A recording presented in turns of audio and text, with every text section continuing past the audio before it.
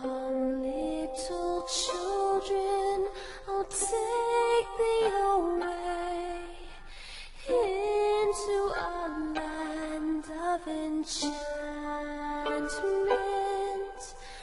Come, little children, the time's come to play here in my garden of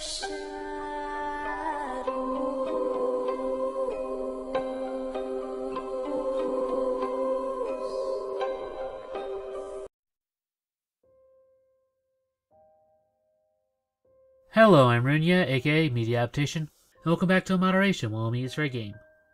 And it's Friday, so that means it's time to once again dive into the internet mystery of Saki Sanobashi, aka Go for a Punch. The 5-year-old search for a supposedly lost anime of girls getting trapped in a bathroom and killing themselves by drowning, blunt force trauma, and clawing out their throats. You know, tame stuff in comparison to what we've already looked at. And to start things off, we have our mystery image from last week, which has been identified as the anime Rion Desetsu Flare, aka Legend of Leon Flare. The scene in question comes from the second OVA. The anime has kind of a Greek setting, and something about our victim kind of tricks the mind that it's in a modern setting instead. Oh, and we should probably circle back to this anime at a later date, because it starts off with the bad guy fucking someone to death with a snake penis. Strange thing is, that's not the worst way I've seen someone die today. And also not the first snake penis either.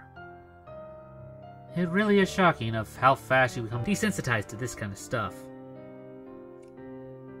Cause now we got to go over to 1989's Legend of the Overfiend. Across 3 worlds, war rages. But the titular legend states of a demon that will be born as human who will bring about the Age of Peace. And this anime is nothing but fighting and fucking. If it's not one thing, then it's the other.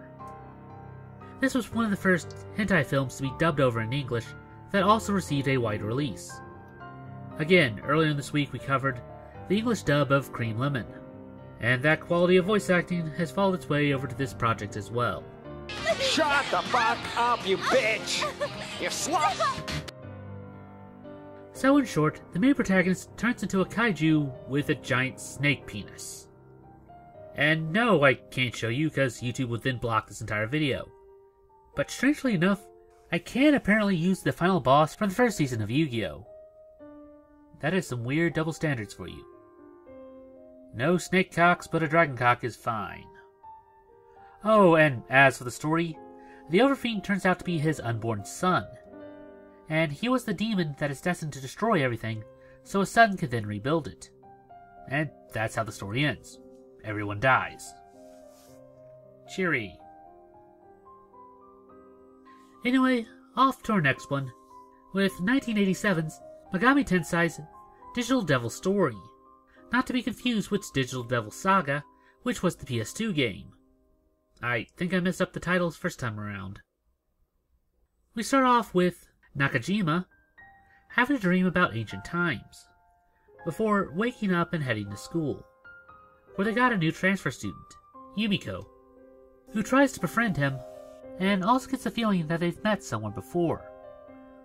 He brushes her off, cause he has more important things to do, like cyber satanic rituals. They're trying to summon the Dark Lord Loki, but the 80s tech doesn't seem to have enough power to summon him. Well, of course not. You're trying to use a 3.5 floppy disk. Those things had all of 1.44 megabytes.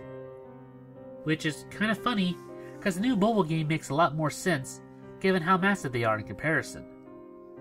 Anyway, our girl finds out, he tries to stop her, but then realizes that she was the one from the dream.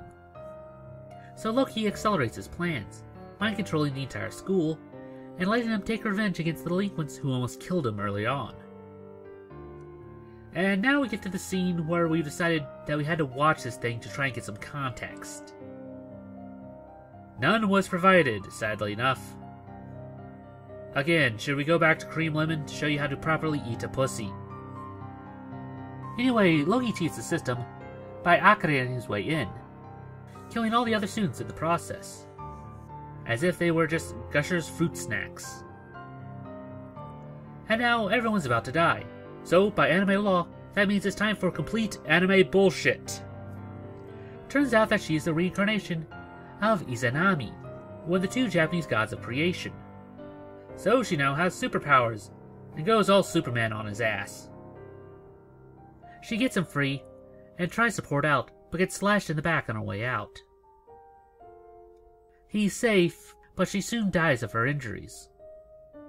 As it turns out that he's the other god, Izanagi, and this is actually replaying part of their mythos, where in his grief, he takes Izanami's body to the underworld, and here Loki follows them, getting trapped in as well.